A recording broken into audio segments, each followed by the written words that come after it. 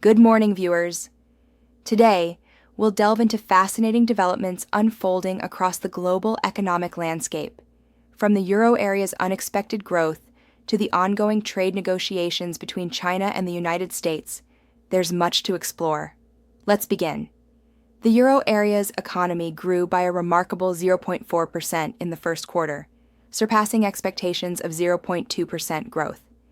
Annual growth accelerated to 1.2%, with all major euro countries contributing positively. However, despite this positive start, growth is expected to slow due to uncertainties stemming from U.S. trade policies.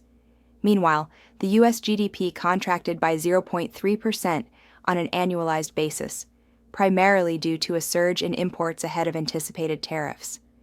Public sector spending cuts also contributed to a 5.1% reduction in government expenditures, and private sector job growth slowed significantly in April, with only 62,000 new jobs added. In terms of inflation and interest rates, the Eurozone inflation is expected to slow slightly to 2.1% annually, with core inflation rising to 2.5%. U.S. PCE inflation eased to 2.6% in March, but tariff impacts could drive future increases. Interest rates in the U.S. have risen, with the 2-year rate at 3.7% and the 10-year at 4.21%.